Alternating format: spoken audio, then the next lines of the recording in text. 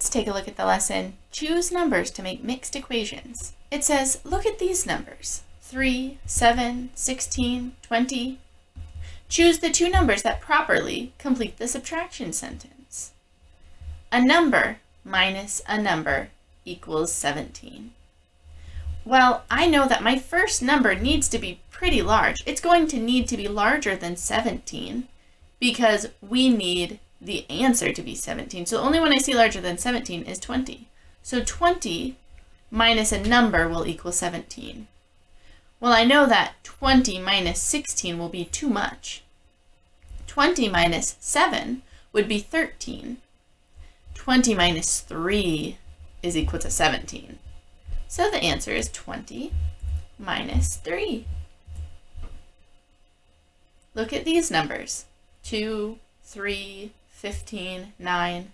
Choose the two numbers that properly complete the subtraction sentence.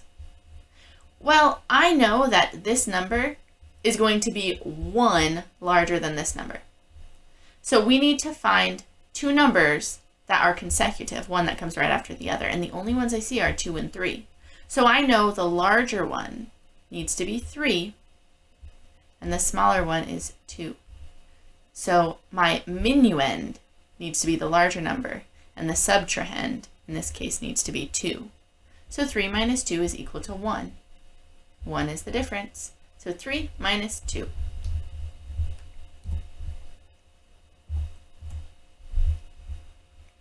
Look at these numbers. Which two numbers have a product of 20? I know that product means the answer to a multiplication problem.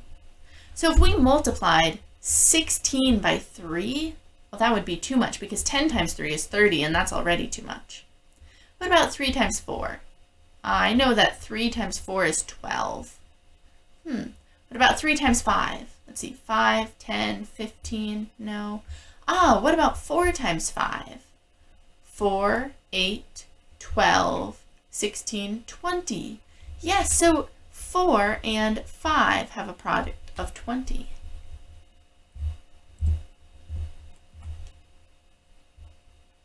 Look at these numbers. Which two numbers have a product of 20? Do you remember? Yes, it was 4 and 5. We could also say 5 times 4. 5, 10, 15, 20. Great. So 4 and 5. Look at these numbers. Which two numbers have a difference of 4? I know that difference means the answer to a subtraction problem. So if we subtract two numbers, which ones will give us a difference of 4? So let's look. I know that 13 minus 6 is 7, so that wouldn't work. Rather than choosing each one and subtracting, I can look for one that is 4 away from the other. So let's start with one like 12, and let's count up 4. 12, 13, 14, 15, 16. No, 16 isn't here, so let's try with 6. 6, 7, 8, 9, 10. Here.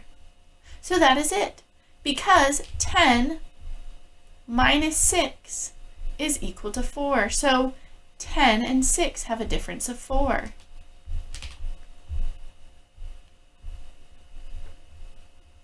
Look at these numbers, 2, 9, 4, 17. Which two numbers have a difference of 2?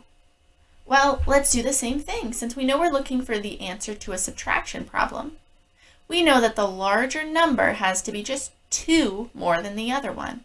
So let's count on to each of these and see if we can find a pair. 9, 10, 11. Nope, no 11.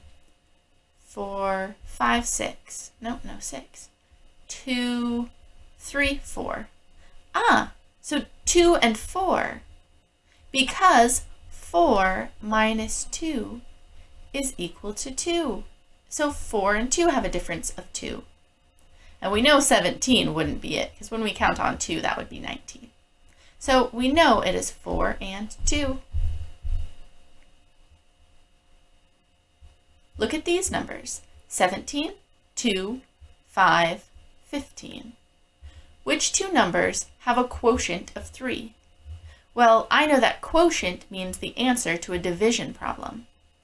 So if we took two of these numbers, let's see, let's try a couple. 17 divided by 15. Ooh, I know 15 will only go into 17 one time, and then we will have a remainder. So those two are not them. Let's think. 15 divided by 2? Well, if we divided 15 by 2, we wouldn't get a whole number because 15 is an odd number, so it cannot be nicely divided by 2. Let's try 15 divided by 5. Let's count by 5s. 5, 10, 15. Exactly, so 3 5s will fit into 15. So 15 and 5 have a quotient of 3. Look at these numbers. 17, 4, 2, and 20. Which two numbers have a quotient of 10? So now, instead of trying out each one, because I know quotient is the answer to a division problem, so we could reverse it. We could use a multiplication sentence to figure this out. We could do a number times 10, and we should get one of our other numbers. So if we did 20 times 10, we would end up with 200. None of these are 200. Let's try 4 times 10. 40. Nope, none of these are 40. Let's try 2 times 10. 20. There's 2 and there's 20. Let's see if that works. 2 will go into 20 how many times? 2 will go into 2 one time. 2 will go into 0 0 times. We have no remainder. So 2 will go into 20 10 times. So it has a quotient of 10. So it is 20 and 2. Look at these numbers. Which two numbers have a product of 20? So look at these numbers, 16, 2, 10, and 9. Let's see which have a product of 20. So we have 10, 2, 16, and 9. Well, I know product of 20 would be multiplication. I know that I can't multiply 16 by another whole number and make it equal 20. Same with 9. But I do know that 10 times 2 is equal to 20, and we have both a 10 and a 2 here. So I know that 10 and 2 are the two numbers that have a product of 20. Look at these numbers. 4, 1, 6, 3. Which two numbers have a product of 12? So I know product is the answer to a multiplication problem. So let's look. 3 times 1? No. 3 times 6? No. 3 times 4? Yes, because 3 times 4, let's count by 3s. 3, 6, 9, 12. 3 times 4 is equal to 12. Great. 3 and 4. Fantastic work today, friends.